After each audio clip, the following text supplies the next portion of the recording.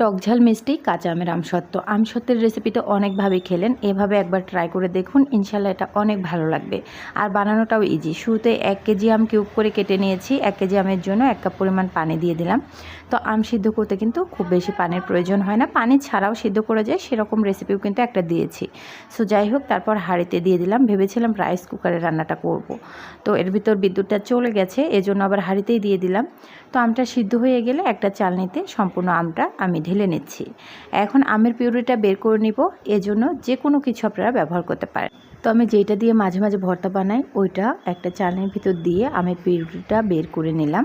তো সম্পূর্ণ পিউরি বের করে নেওয়া হয়ে গেলে এটাকে আমি জাল করে নেব। তো এখন আমি চালনির নিচে যেটা একটু লেগেছিল সেটাও খুব ভালো করে নিয়ে নিচ্ছি, অনেকটাই লেগেছিল আর কি। তো একবার হলেও এভাবে আমসত্ত্বের রেসিপিটা বানিয়ে নেবেন।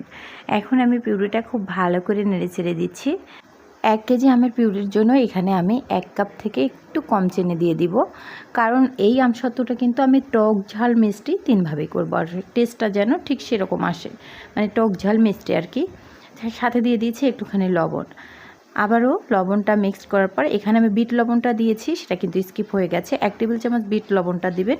বিট লবণ দিলে না সুন্দর একটা টেস্ট এসে যায়, বিট লবণের টেস্ট আমরা কম বেশি সবাই জানি। তারপর এখানে আমি দিয়ে দিলাম মরিচের গুঁড়া। মরিচের গুঁড়োটা দেওয়ার পর সব কিছু আর কি খুব ভালোভাবে নেড়েচেড়ে মিক্সড করে নেব। এখন আমি জাস্ট কালারের জন্য ফুড কালারটা ব্যবহার করছি, আপনারা এটা কিন্তু সম্পূর্ণ স্কিপ করতে পারেন। এছাড়াও কালারটা কিন্তু পাকা আমের কালার হবে যদি ফুড কালারটা না ব্যবহার করা যায়। একটু হলুদের গুঁড়া মরিচের গুঁড়ো দিলে পাকা আমের কালারটা ঠিক যেরকম সেই কালারটা আসবে। তো ফুড কালারটা দেওয়ার পর একেবারে এটা জাল করতে করতে যখন দেখব ঘন হয়ে আসছে তখন নামিয়ে এভাবে দিয়ে দিব।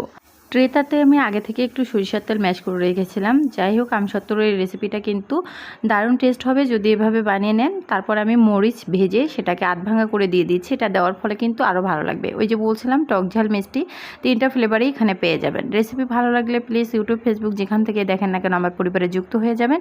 সম্পূর্ণ রেসিপি দেখার পর যদি মনে হয় আপনার কাছে একটু ভালো লেগেছে প্লিজ একটা হলেও লাইক কমেন্ট শেয়ার করবেন। আর আমসত্ত্বর রেসিপি বানানোর ক্ষেত্রে এখানে যদি আগার আগার পাউডারটা দেন তাহলে কিন্তু 30 সেকেন্ডেই আমসত্ত্বটা জমে যায়।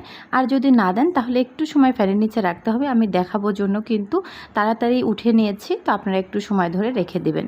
তো ভালো থাকবেন, সুস্থ থাকবেন, আল্লাহ হাফেজ।